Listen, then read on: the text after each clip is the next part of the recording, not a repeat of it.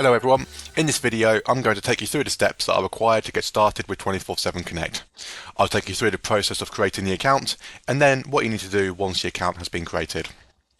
So the first thing you need to do is come to the 247connect.cloud website, and from here in the top right hand corner you'll see we have two options, sign up and log in. So if you have access to an existing 247connect account already, you can log in from here. However, for the video today I'm going to take you through the process of creating a brand new account, so I'm going to go ahead and click sign up here. On this page, you'll see we're greeted with two options: register with Microsoft, which will enable single sign-on against your Microsoft tenant, or create an account using a local email address and password. What I'm going to do first of all though is show you through the Microsoft option. So I'm going to click register with Microsoft here. And what that will do is redirect us to a Microsoft sign-in page where we need to log into our Microsoft account, which I'm going to go ahead and do now. So once you're authenticated with Microsoft, you'll see we're shown this page here, which shows us which permissions 247connect requires access to on your tenant. So you can expand these to review this, and then we have the option to accept these, or if you're doing this as a global administrator, as I am, you can click consent on behalf of the organization, click accept, which will then create the application in Entra and redirect you back to the create an account form, which just requires some final details before you can go proceed to create the account. For the purpose of the video today, however, I'm not going to create my account using Microsoft, so I'm going to close this tab, click on sign up again, and this time I'm going to choose the option to create a local account using my email address and password instead. On this form here, we will need to enter in some details about our organization. So I'm going to enter in the organization name first of all, which I'm going to call 247connect demo. Then it asks us to choose the country. So in my case, I'm going to leave this as United Kingdom and specify the postcode. And then we have a drop-down menu to choose a data region. So what this is allowing you to do is choose where the data that 247connect collects is stored. So in my case, I'm going to choose UK South here. However, you can see that there are other regions available to choose from. If I scroll down, we then need to enter in our personal details, which I'm going to go ahead and do now.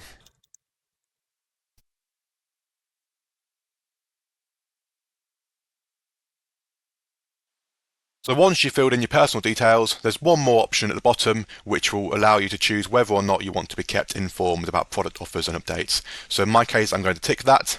And then once you're happy with all the details you've entered in, you can then click register to go ahead and create the account. So that's created the account, and what it's done is sent me a verification email, which I just need to click on the link to verify my email address. Once you've gone through the email to verify your email address, it will redirect you back to the 247connect login page. However, as my mail client is open in a different browser session, what I'm going to do here is close the tab, click login, and log into my account from here instead. So from here, you just need to enter in your email address and password, which I'll go ahead and do now. And then once you've logged in, it will then take you to the 247connect portal. So the first thing you'll see here on the dashboard is that we have our managed agent licenses and we have our on-demand operator licenses. So these are two different types of connections that can be performed via 247connect. So managed agent licenses will be assigned to the devices where you install the agent software and where you want to provide unattended remote support. Then the on-demand operator licenses would be assigned to the operators within your IT team, and that will allow them to perform on-demand ad hoc support sessions. As you can see, one of these on-demand operator licenses has already been assigned. So as I was a user who registered for this account, I am classified as the global administrator, and by default I get assigned one of these on-demand operator licenses. The first part I'm going to focus on today is showing you how to set up the managed agents. So what we need to do is, from our accounts section in the top left hand corner here, we need to click into installers, and this will then take us to the page where we can download the managed agent installers. So as you can see here, we give you the executable file and the MSI file. So this is what you would need to install on the devices where you want to provide unattended remote support to. As you can see here, we do have the account ID as well. So it's worth noting that when you download the installers, they are pre-configured for your 247connect account. So if you was to go ahead and run that installer on an agent device, it will know to automatically point it to your 247connect account. And as you can see, we support either manual installations or also bulk deployments via tools such as Intune, Group Policy, SCCM, etc. Whilst I'm in here, I'll also mention that we do have the control installers tab. So this is where you can download the control component. So this is what you would need to install on the operator's devices who are going to be performing the remote support. And again, for this, we give you an executable file and an MSI file, and this can be either installed manually or in bulk via third-party deployment tools. To show you through the process of installing and registering an agent, what I've done is I've preloaded the agent installer file onto a virtual machine here, which you can see we have our installed on our desktop. So if I go ahead and double click this, I will show you through the process of the install wizard. So it's a nice and simple wizard. We just need to click next on this page here, click install, and then wait for the installer to finish.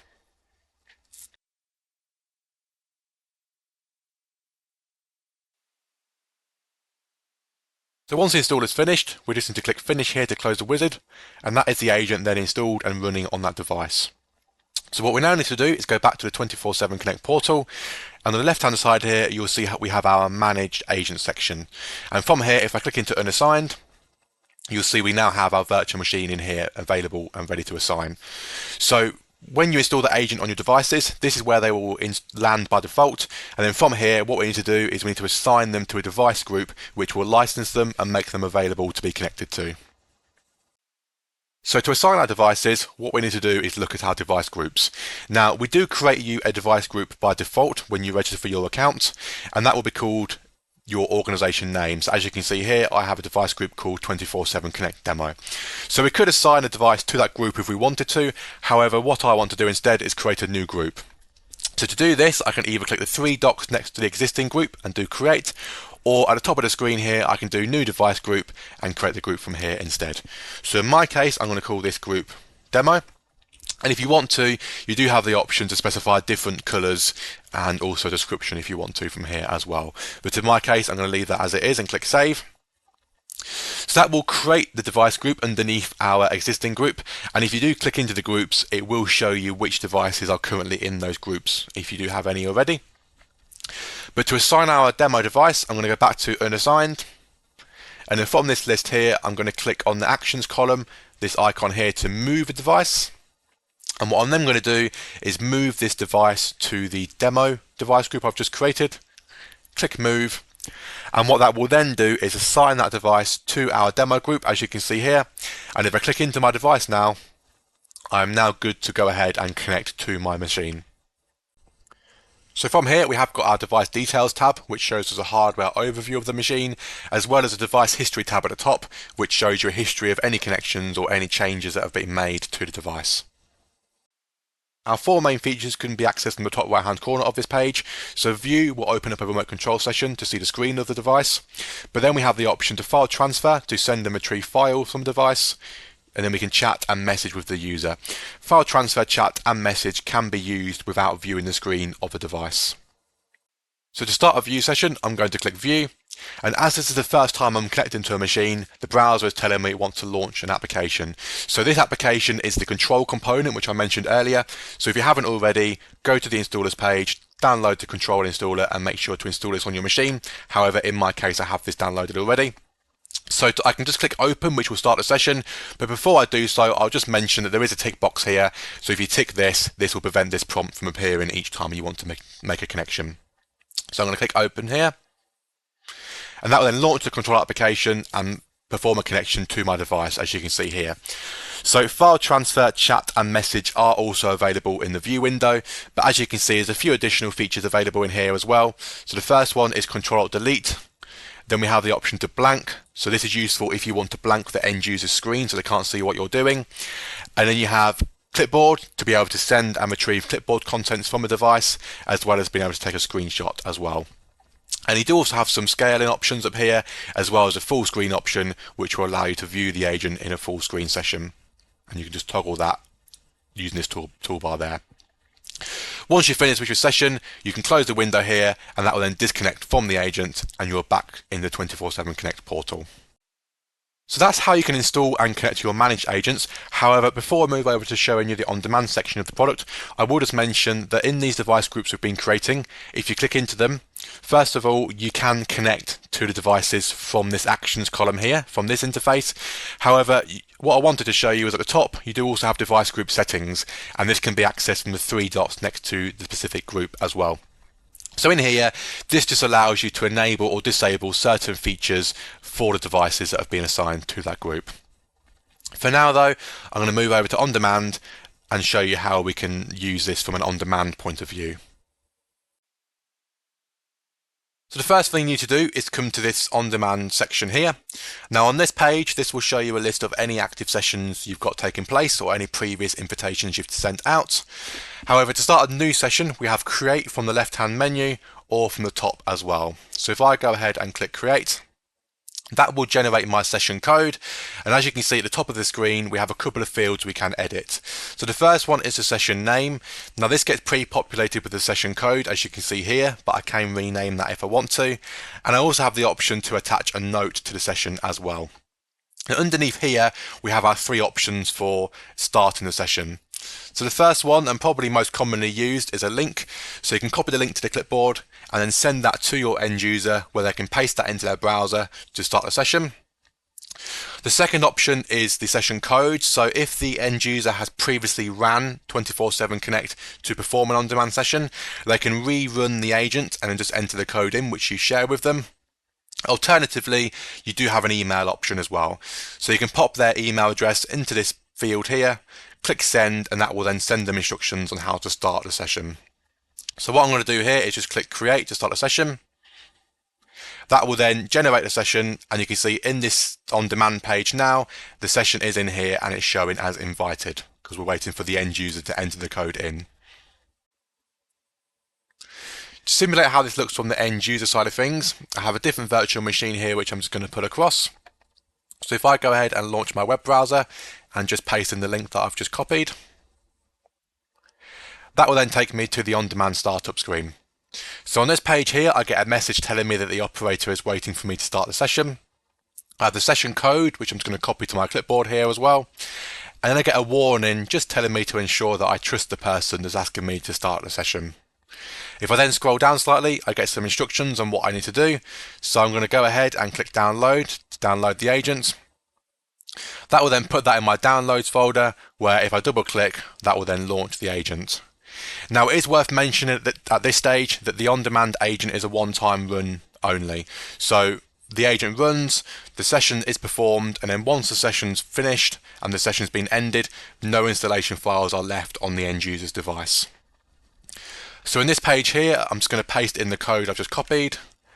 That then tells me that the session code is valid, and I can click start to go ahead and launch the session.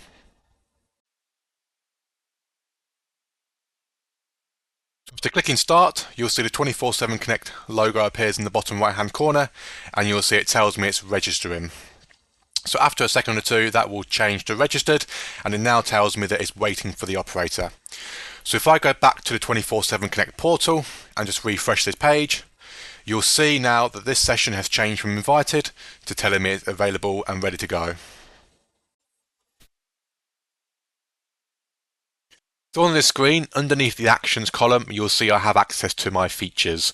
So view, file transfer, chat and message. The same features as we had available for the managed agents. And from here, there is also an end session option as well, which we can use to kill the session at any time. So if I wanted to view the screen of this machine, I'd go into here and click view. And again, like with the managed agents, the browser will open a prompt telling me that it wants to open an application. And again, this is the same control application which you need to make sure you have installed on your machine as the operator. So if I click open here, that will go ahead and launch the control application and try to connect to the device. Now, as this is a managed agent, you'll see at the bottom, I get told that it's waiting for the agent to approve the connection. So if I just move this slightly out of the way and then go back to my virtual machine, in the bottom right hand corner, you'll see we now have a user acknowledgement prompt. So it's telling me that the operator wants to connect to my computer, and if I click approve, this is what they can do. So they can view the screen, send and retrieve files, and chat and message. Now it's worth mentioning that as the operator that's connecting, if the operator that was connecting didn't have access to, for example, file transfer, this prompt would update and remove the file transfer prompt and just show the permissions which the operator has got access to. However, if I click approve here, that will allow the connection, And as you can see now, if I just minimize my virtual machine, I now have a view window open to that on-demand agent, and from here I have access to the machine. Now within the view session, the majority of the features are the same as what we have access to in the managed agent. So Control-Alt-Delete, clipboard, screenshot, file transfer, chat and message. However, there is a new feature here which is called Elevate.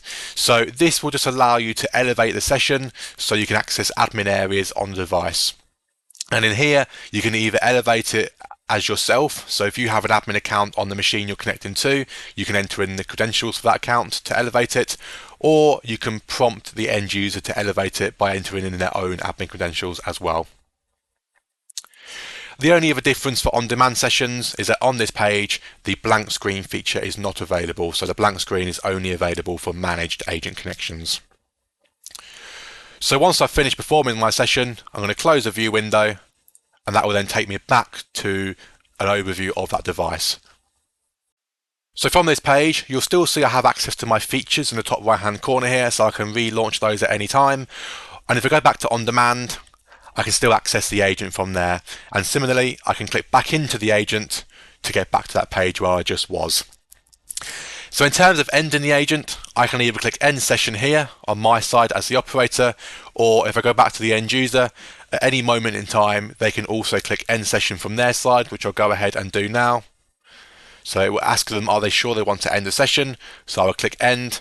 So that will just remove the on-demand agent and close off the session. So that's now killed off.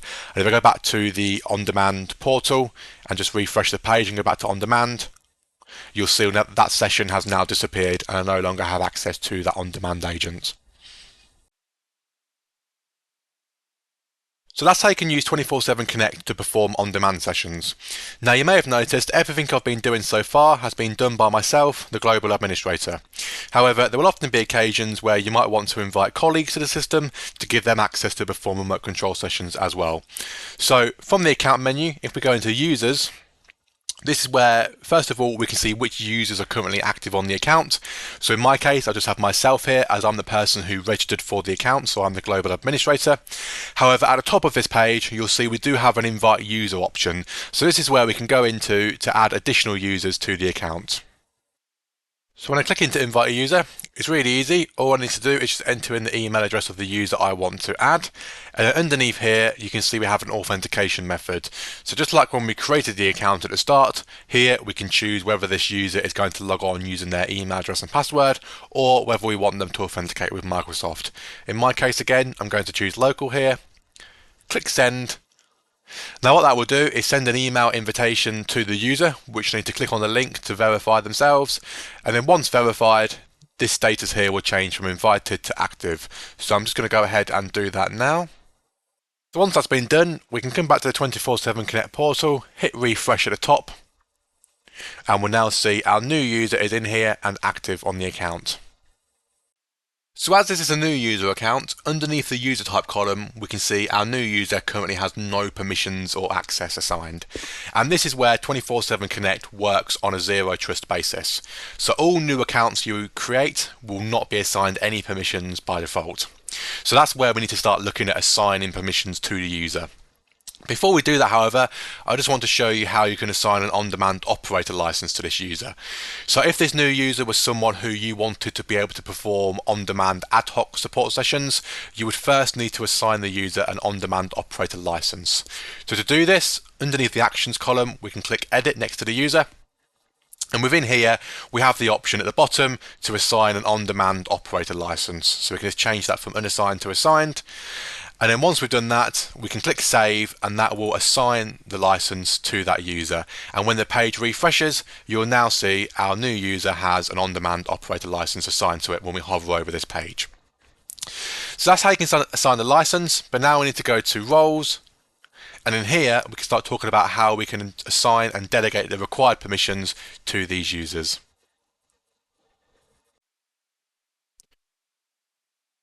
So in here, you can see we give you 3 predefined roles out of the box. A global administrator role, which is built in, and this is assigned to the first user that creates the account, and this cannot be edited. And then we have an on-demand operator role, which gives you the required permissions to perform on-demand support sessions. So in the case of our new user, even though we've already assigned the on-demand operator license to them, we would still need to delegate and assign them the required permissions to perform on-demand support sessions. And then we have our operator role. So this contains the required permissions to connect to managed devices. So you can edit these 2 roles if you want to, or at the top here, we can click add role. And in here, we can then go ahead and create our own custom role. In this page, the first thing we need to do is assign a title to the role. So I'm going to call this demo. And we can also assign a description if we want to as well. Now underneath here, we have our 2 different types of permissions. So we have account and operator permissions. So these are where you can assign your account level permissions, such as being able to manage billing details or invite new users. And if I scroll down, we have our manage device permissions. So these are where you can delegate what permissions these users will have access to when connecting to managed devices. For the account level permissions, you will see they have a little icon next to them to confirm it's an account permission. So that means that permission can only be assigned on account level and can't be delegated to specific device groups, which I'll explain shortly.